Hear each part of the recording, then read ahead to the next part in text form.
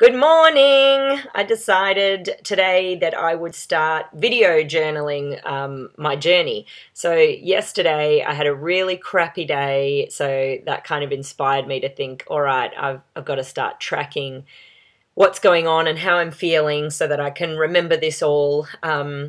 So why did I have a crappy day?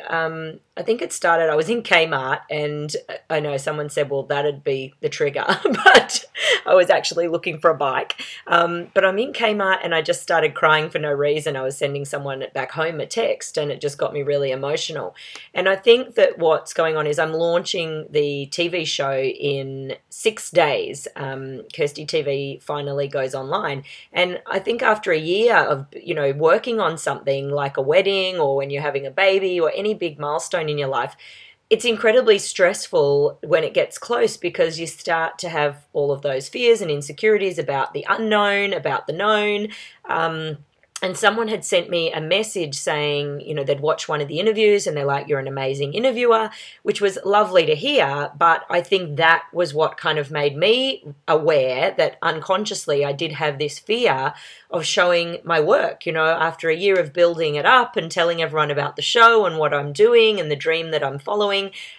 It's really scary to think, well, what if people don't like it? What if they don't like me? What if they think it's crap? And, what if their expectations are higher than, what we've created is just a little internet show, all of those things. So, it was scary and I cried a lot. But I guess what I have learned is that when you're afraid and when you go into these slumps and everything's overwhelming and you're overtired and it's just stressful and you're anxious and, for some people this would lead to a full-blown panic attack. For me, I almost go to like my toolkit, and my toolkit for Kirsty is a couple of things.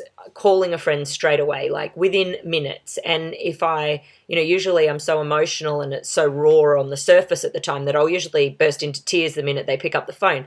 And that's hard, like to keep talking and to explain that you're having a really bad day. But I think that you have to be willing to share it with someone and get their perspective and advice so that you can pull yourself out of that quicker. And, I'm lucky that I have some incredibly beautiful and smart friends who, are really wise and can talk me through, well, what might you be feeling and why? And as I said, help me get like clarity and perspective around that. And a couple of things that they kind of brought up was also just and Deepak Chopra, who's one of my favorites, he's in the toolkit. I have him on audio and I listened to him this morning actually.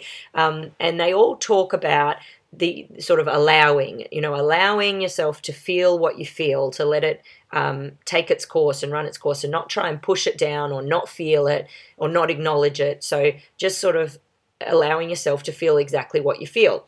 And also to trust, which I think is part of that allowing, trusting the universe that if this is what I'm meant to be doing, then it will all be okay, that I don't need to, that I've done the work. I've put myself here in this situation, which I was scared to do, but I was willing to do it for my dream. I believe in myself and the show and the message that we're trying to share with the world. And if I do, then I need to allow and trust that all of that will work out for my highest good.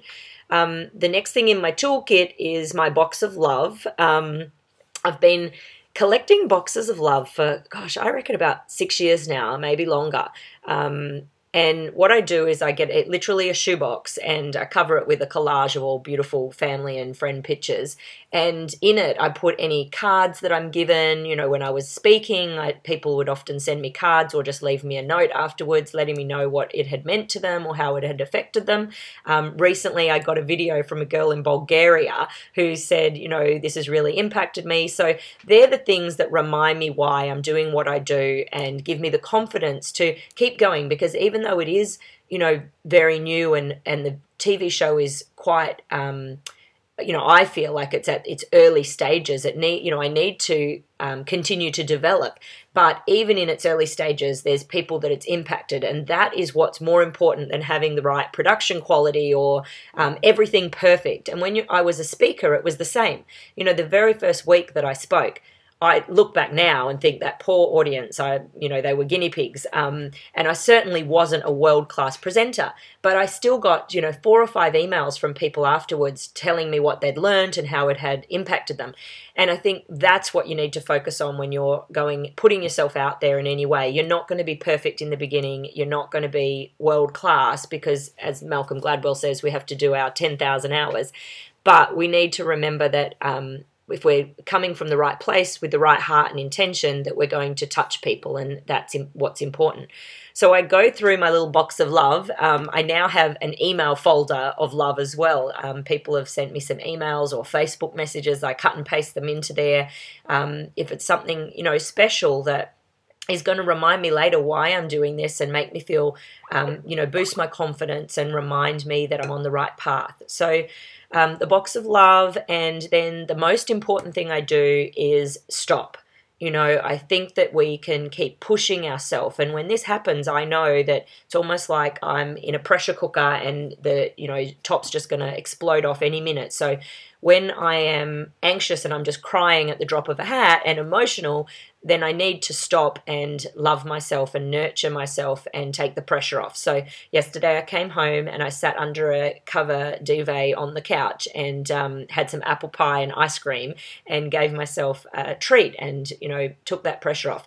And of course you don't want to stay there for a month, Today I'm feeling much better, but, of course it's still there. It doesn't go away overnight either. Dr. Seuss, his book, Oh, the Places We'll Go, is another great, great book. So that helps me just laugh at myself because he talks about unslumping yourself and the journey. It's like he knew the entrepreneurial journey. He's such a wise man.